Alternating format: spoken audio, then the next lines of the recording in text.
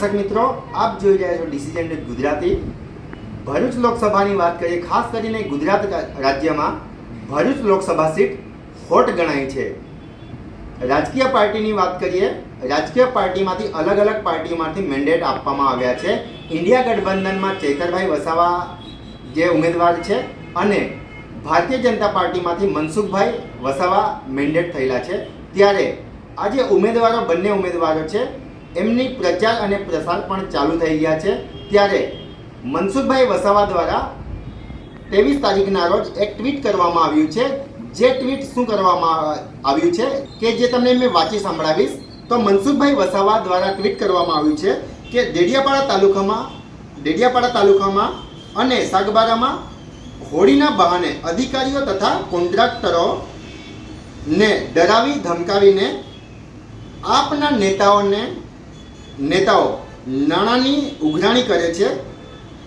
આવો એક કિસ્સો તાજેતરમાં તાલુકામાં એક અધિકારીને ધારાસભ્યશ્રીનું નામ કહી 2.5 લાખની માગણી કરી છે અને આવી ઘટના તાલુકાના બધા જ વિભાગના અધિકારીઓ પાસે નાણાંની માગણી કરતી હોય છે અને વારંવાર અધિકારીઓ અને કોન્ટ્રાક્ટરો પાસે રાજકીય આગેવાનો ફંડની રૂપિયાની માગણી કરતા રહ્યા છે, જેની સીધી અસર વિકાસના કામો પર પડશે। તેથી મારી તાલુકા જિલ્લાના અધિકારીઓને નમ્ર અપીલ છે કે તમે આવા ભ્રષ્ટ તત્વોને આવી ખોટી ટેવ પાડશો નહીં। કામમાં ગુણવત્તા જાળવો। આવા તત્વોથી તમારે ડરવાની કોઈ જરૂર નથી। અમે તમારી પડખે રહીશું। આવું મનસુખભાઈ વસાવાએ ટ્વીટ કર્યું છે। આ જે ટ્વીટ કરવામાં આવ્યું છે જે મનસુખભાઈ વસાવા તરફથી, તો આમાં કોણ સાચું છે અને કોણ ખોટું છે એ તો લોકો જ નિર્ણય લેશે। પણ જે મનસુખભાઈ વસાવા સાચા છે કે પછી અધિકારીઓ સાચા છે, ગમે તે એક સાચું છે, એ સ્પષ્ટ વાત છે કે કોણ સાચું છે। ત્યારે આની સ્પષ્ટતા કરવા માટે અમે સાગબારા અને ડેડિયાપાડા તાલુકા વિકાસ અધિકારીના ટેલિફોનિક સંપર્ક સાધ્યા।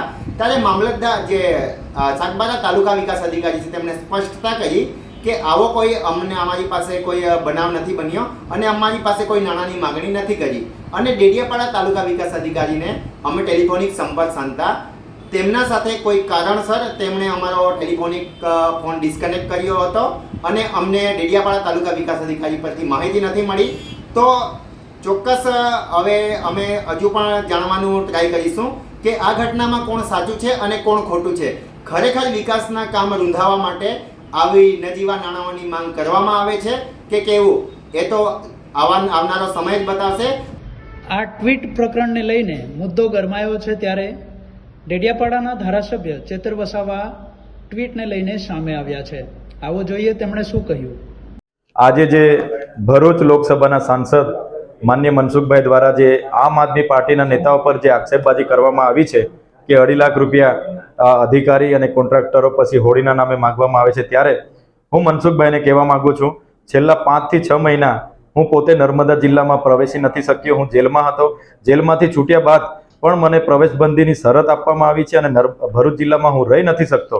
ત્યારે કોઈ પણ અધિકારીને અમે મળ્યા નથી કે કોઈ અધિકારી કે કોન્ટ્રાક્ટ સાથે અમારી ટેલિફોનિક વાત પણ નથી થઈ।